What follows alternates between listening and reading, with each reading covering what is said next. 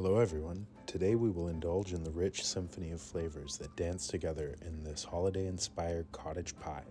Succulent ground meat kissed by aromatic herbs, mixed with carrots, mushrooms, garlic, green peas, celery, and red wine are nestled beneath the velvety blanket of mashed potatoes, creating a dish that whispers warmth and comfort with every decadent bite. This holiday season, let your senses savor the delight of this sensuous cottage pie.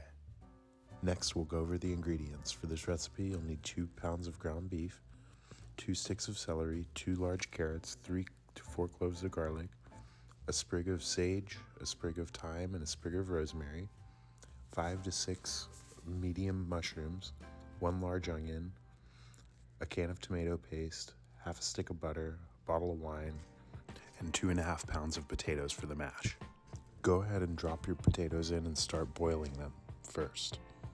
Also, be sure to peel them beforehand. Normally, I make my potatoes rustic with skins on, and I forgot to take them off, but you really need to for this dish. Once they are all peeled, go ahead and put them through a potato ricer. I didn't have one available, so I use these forks to rice them instead. You can do that like shown here if you don't have a ricer. It just takes a little longer, but it produces a good quality mash as well. Next, we're going to put our mashed potatoes in the mixer and then add in 1 cup of cream and 4 tablespoons of butter and mix thoroughly. Begin by preheating your enamel cast iron. Once it's preheated, put a little bit of vegetable oil in the pot and begin dropping in little clumps of ground beef.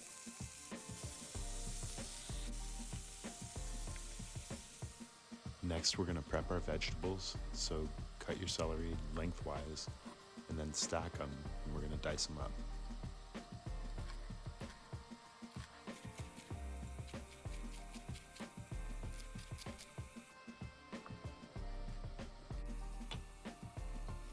Next, we're going to do the same thing to the carrots.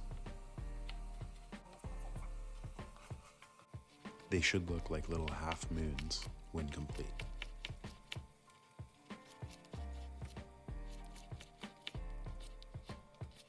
Next, we're going to prep our onion. Begin by cutting the knots off either end and peel the skin. Cut the onion in half and lay it down with the cut end facing you. Cut most of the way, but not all of the way through the end of the onion.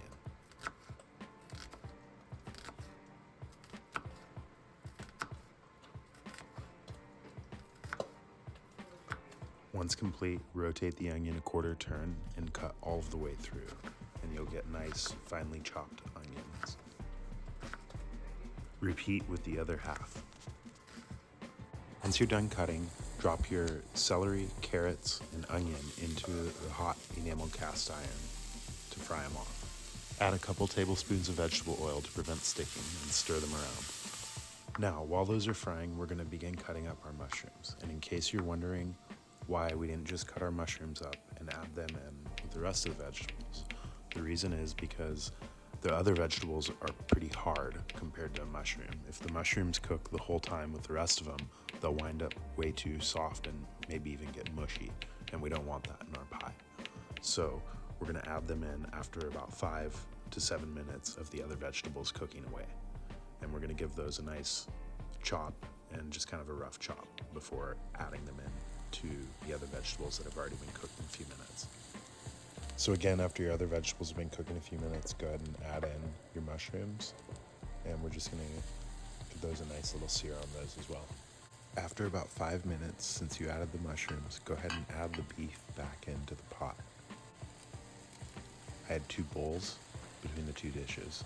I like to add a touch of wine first to get everything nice and hydrated before pouring the rest of the bottle in. I'll mix that up first, and then I'll go ahead and pour the rest of the bottle of wine in. And go ahead and mix that in. Next, I'm going to go ahead and lay my whole herbs into the top of the pot and just let them sit there. And then I'm going to add in a cup of chicken bouillon that's been diluted in a cup of water. You can also use chopped herbs if you want a more herby flavor.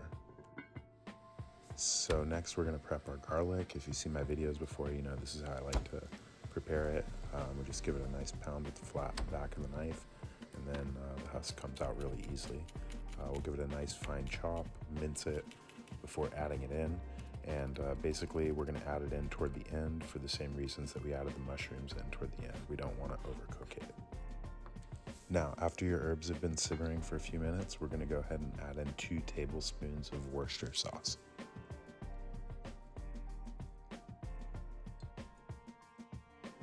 Once that's done, go ahead and add in 1 heaping tablespoon of tomato paste and mix it in thoroughly. You can also use a minimum amount of water to stir it up and kind of dissolve it into a concentrate if you want to add it in a little easier. But either way, it needs to cook off for a few minutes, and that'll take a little while to do. Once that's done, go ahead and throw the lid on for about 10 to 15 minutes. Then we're going to add in that garlic that we chopped up in the previous step. Now we're going to let all of that simmer for another 10 to 15 minutes, and then once that's complete, we're going to pull our herbs out if you used whole herbs in here. Next, we're going to thicken our sauce up a little bit. This felt a little wet to me. Now, if you see my videos before, you know I like to do this technique where I use a strainer, but granted I put a little too much flour in here and it thickened up pretty fast. So if you do this, do a couple tablespoons at a time, and the gravy will go back into the sauce, and then we're going to incorporate that into the whole pot. But this works really nicely for thickening up sauces instead of making a proper roux. It's kind of a quick and dirty roux. Whoops, there's a stem from the herbs. Make sure to get those out. Next, preheat your oven to 350 degrees Fahrenheit. Now, once that sauce is thickened up, we're going to go ahead and pour our mixture into a casserole dish. You don't need to do anything here to the casserole dish. It doesn't need to be buttered or anything like that.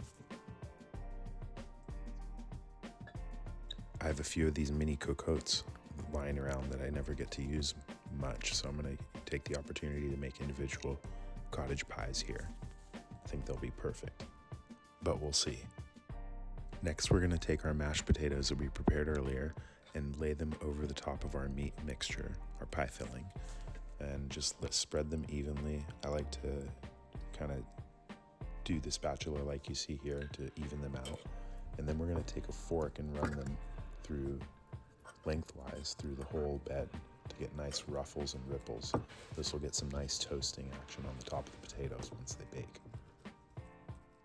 Now for my favorite part, we're going to get out our Parmesan cheese and sprinkle it on top of all of the potatoed cottage pies.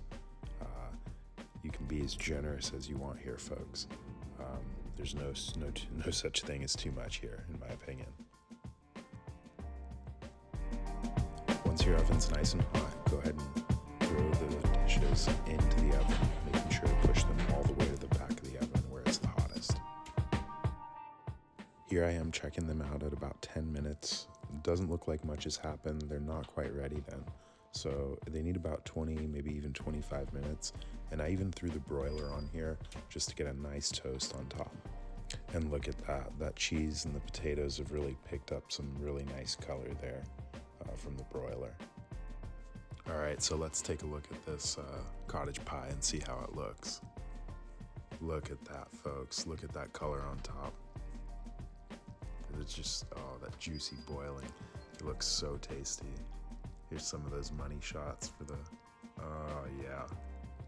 Oh, those look good. I cannot wait to taste into this and bite into this. It looks so good, and that Parmesan cheese is really crusted up beautifully. Now, I have to confess, this was probably one of the most flavorful meals I've ever prepared. It just was packed with flavor. You get a little bit of potato and a little meat in every bite. The small cocottes I have just worked beautifully. Everything came out looking really good in them. Perfect for individual portions. Highly recommend using them for that if you have some. Everyone else who tried this dish really enjoyed it. Just heard a lot of good things about it. So there you have it, folks. I hope this found this video useful, and if you enjoyed this recipe, please hit that like and subscribe button, and we'll catch you next time. Thanks for watching. Hope you try this out and enjoy it.